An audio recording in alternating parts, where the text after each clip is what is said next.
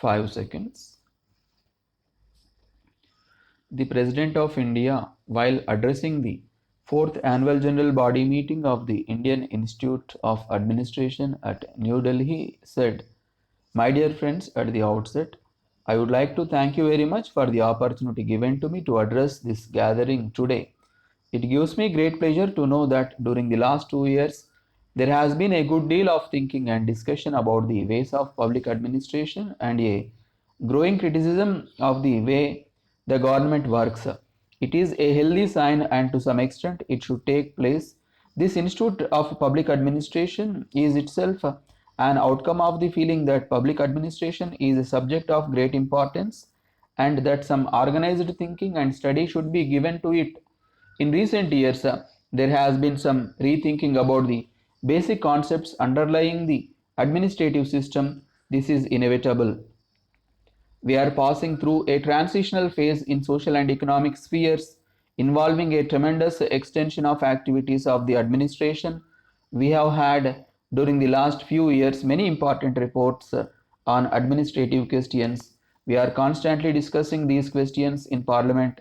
When demands of activities of the various ministries come before the House, in fact, public administration should be intimately connected with public cooperation. The pace at which society moves forward depends on the people, and if there is no intimate connection between the public servant and the people, he will not move forward even if he is efficient. The whole conception of the public servant in India in the past has been a static one.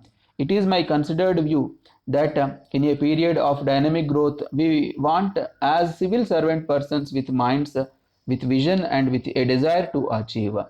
We want persons who have initiative for doing a job and who can think how to do it under a democratic form of government. Different political parties come into power at different times, and I can understand that the civil servant should not be partial to any one political party, but he cannot be neutral about the basic issues. I am not quite conversant with how the civil servants in other countries adapted themselves to the advent of the independence. Here, I would like to make it quite clear that in India we are in a stage where future development depends upon the acceptance of certain basic assumptions and on intelligent, prompt, and quick action. What is the civil servant to do in such a situation?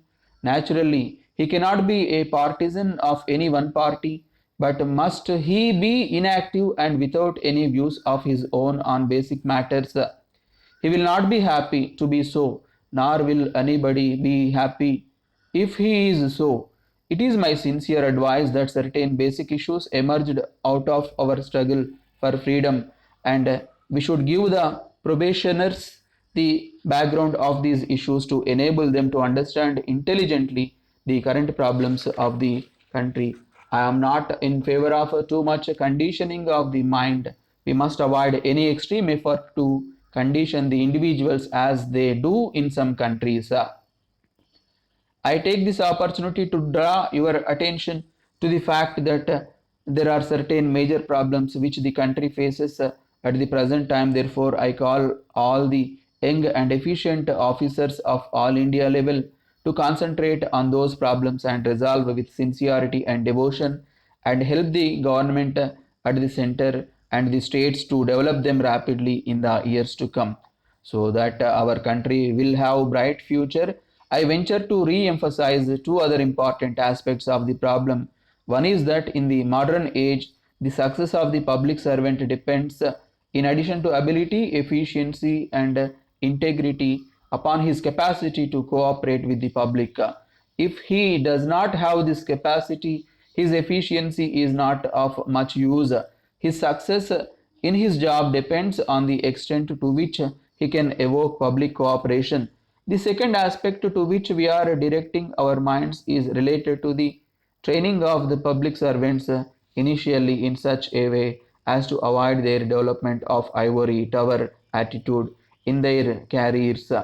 The capacity of civil servants to attract goodwill and support from the public is instrumental in making the civil servants whose decisions not only advance the policy objectives but also harmonize the present concerns of the society